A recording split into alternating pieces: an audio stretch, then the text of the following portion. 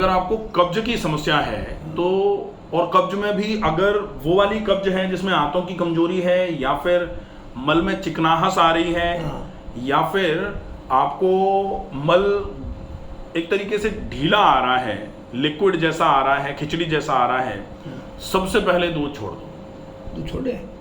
बिल्कुल। दही का उपयोग कर सकते हो, लेकिन कौन सा दही? दूध में से दूध को गर्म करो, मलाई हटा करके फिर जो जमाया जाएगा उस दही का उपयोग, और गाय का हो तो बहुत अच्छा है। छाछ का उपयोग बेहतर होता है, लेकिन आपके लिए छाछ इसलिए प्रॉब्लम हो सकती है क्योंकि आपका जैसे अभी भी आवाज ही नहीं निकल रही, गला बिल्कुल खराश खराश खटाई, मतलब आपका गला रिएक्टिव हो गया है। और ये रिएक्टिव क्यों है? पहले लंबे समय तक पेट की खराबी की वजह से एसिड ऊपर की तरफ आता रहा थोड़ा थोड़ा, तो उसने गले की सेंसिटिविटी को बढ़ा रखा है। अब आपको गले में ठंड लग जाएगी तो भी गला बैठ जाएगा, आप थोड़ा बहुत कुछ नींबू खा लोगे तो भी गला खराब हो जाएगा।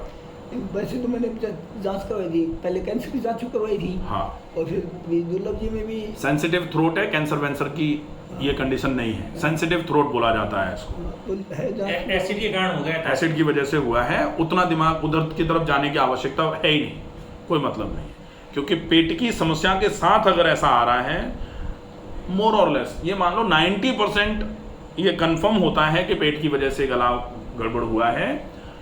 10% चांसेस तो हो सकते हैं, क्योंकि भाई गला खराब है, बार बार खराब हो रहा है, कहीं वोकल कॉर्ड में कोई प्रॉब्लम तो नहीं आ रही, या फिर जो साउंड बॉक्स वोकल कॉर्ड जिसको बोला जाता है उसमें पैरालिसिस हो जाती है, उस समय भी आवाज़ खराब होना चालू होती है।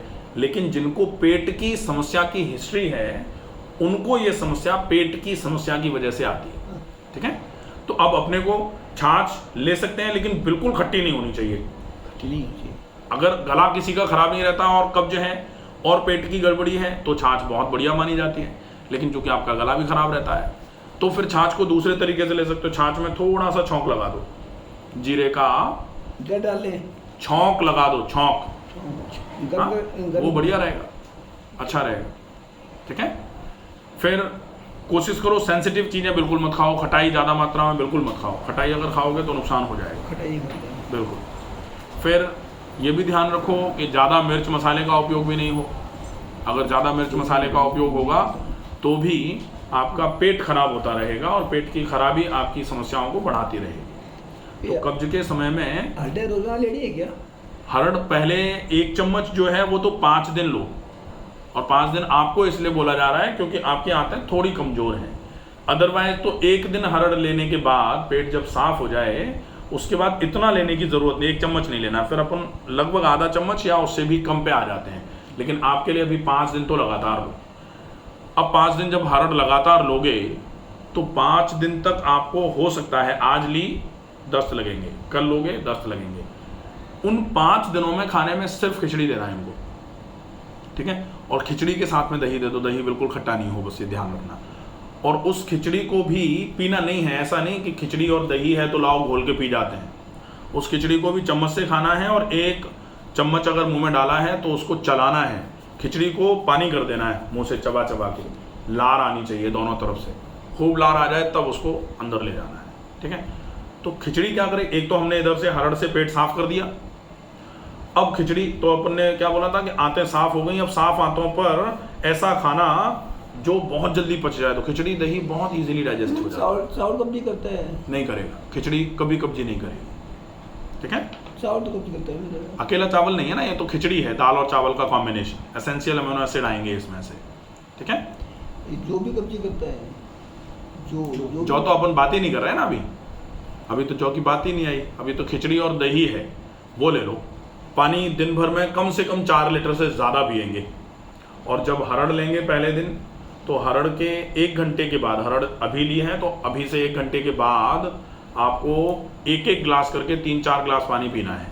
तो वो हरड़ का जो पानी था, उस पानी ने जो घोला है, जो छुटाया है, उसके साथ जब ऊपर से जब पानी जाएगा तो वो पानी उस छूटे हुए को निकालने का काम करेगा। हरड़ 1 घंटे तक पेट में बनी रहे, वो छुटा देगी, उसके बाद ज़्यादा फोर्स के साथ पानी डाल दो, वो निकाल देगा, तो आंतों की धुलाई हो जाएगी अच्छे तरीके से। जैसे होता है ना कभी कभी कि प्रेशर से पानी ऐसे करके छुटा देते हैं अपन साफ, ठीक है, उसके बाद एकदम से भर के डाल दो पानी, तो वो सब जो गंदगी छूटी थी वो निकल जाती है। तो ये जो है इस तरीके से आपका ट्रीटमेंट का शुरुआत जो है ना, शुरुआती दौर चलेगा। इसमें चबाने का विशेष महत्व रहेगा। एक ग्रास को कम से कम 60 बार मुंह में चला करके तब अंदर ले जाना है, चाहे आप खिचड़ी खा रहे हो चाहे आप रोटी खा रहे हो, ठीक है। पानी को सिप कर करके, बिल्कुल चाय की तरह सिप कर करके पिया जाएगा। जितना धीरे पिएंगे उतना ज़्यादा फायदा होगा। खिचड़ी तो चबा ही नहीं सकते, खिचड़ी 2-3 बार ही चबा सकते। वही तो, वो 2-3 बार चबाना, फिर वही बात आती है करत करत अभ्यास के। आप खिचड़ी नहीं, आप पानी को भी मुंह में ऐसे करके चला सकते हो। पानी भरा है, मुंह ही तो चलाना है, भरे मुंह में मुंह चलाओ। तो खिचड़ी आप मान लो खिचड़ी नहीं पानी है, मुंह चला लो। मुंह चलाओगे तो उस खिचड़ी और दही में लार यहाँ से निकलेगी। जब मुंह चलेगा तभी तो निकलेगी, अब मुंह नहीं चलेगा तो लार कहाँ से निकलेगी। और लार की कमी होगी तो पाचन की व्यवस्था बिगड़ जाएगी। प्लस मुंह जितना चलता है आंतें उतनी चलती हैं, तो आपको चलने की आवश्यकता नहीं पड़ेगी, चलने की कम आवश्यकता पड़ेगी। अपन तो बैठ के मुंह चला रहे हैं, आपको चलने का फायदा मिल रहा है, अच्छा ही है ना। खूब चलो, अगर मुंह नहीं चलाओगे तो चलना काम नहीं आएगा।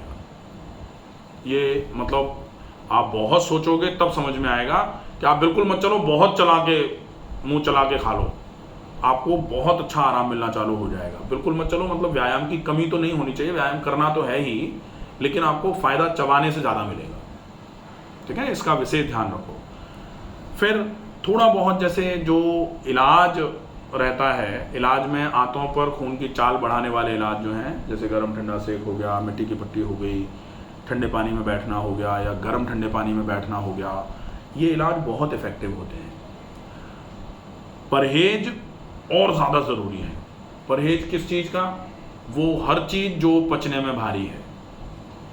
आप सब कुछ सही कर रहे हो, लेकिन अगर कुछ भारी चीज़ें खा लेते हो फिर इलाज बिगड़ जाएगा। भारी मतलब क्या है? आप मैदा बिल्कुल देखो भी मत, मैदे नहीं खाते। बहुत बढ़िया है। मसाले जितने कम हो सकते हैं कम कर दिए जाएं। और जो चीज़ पचने में भारी है वो स्वतः आमाशय में लंबे समय तक रुकेगी, क्योंकि जब तक पचेगी नहीं तब तक अपने आप तो नीचे नहीं उतरेगी, और अगर वो रुकेगी तो वो चाल को कम करेगी, और चाल अगर कम होगी तो कब्ज करेगी, ठीक है। तो अब वो कौन सी चीज़ें हैं? आप छोले देख लो, अब राजमा नहीं खाते, चने, फूल गोभी की सब्जी, गेहूं में चने मिला के जो रोटी बनती है, गेहूं को अगर संभव हो जाए तो बंद कर दो, गेहूं बंद करेंगे। चने मिला लो, लेकिन चना ज्वार में मिला लो, तो ज्वार और चने का आटा मिक्स करके बना लो। ये एक बार अकेला ज्वार खा लो। ट्रीटमेंट लेके गए थे तो ज्वार का आटा यूज किया था, तो ये बोले कि मेरा वजन आपने बताया था वजन कम हो गया। वजन कम तो उससे होगा कि आप जब इसका इलाज करोगे तो इलाज करने में जो खाने में कमी करेंगे, डेफिनेटली वजन कम होगा। तो उनको उसकी वो वजन कम हो गया बता रहे थे ना आप। हाँ, ज्वार से कम होगा। हाँ, वो ज्वार से नहीं, वजन कम। ऐसे अगर ज्वार से वजन कम होता तो फिर इनको ज्वार खिलाते और वजन कम हो जाता। ज्वार से वजन कम नहीं होता, जिनका कम नहीं हो रहा वो तो ज्वार नहीं कुछ भी खाते रहे, उनका कम होगा ज़्यादा व्यायाम करने से। ये है कि आपकी समस्या में जो भोजन सुपाच्य दिया, कैलोरी कम कर दी थोड़ी, उसकी वजह से वजन कम होगा ही, स्वाभाविक सी बात है वो तो, ठीक है। तो इन चीज़ों का पूरा ध्यान रखेंगे तो कब्ज डेफिनेटली बिल्कुल क्लियर हो जाएगी, कोई दिक्कत नहीं। ये किशमिश भी लेते हैं? किशमिश ले सकते हैं, किशमिश में कोई दिक्कत नहीं।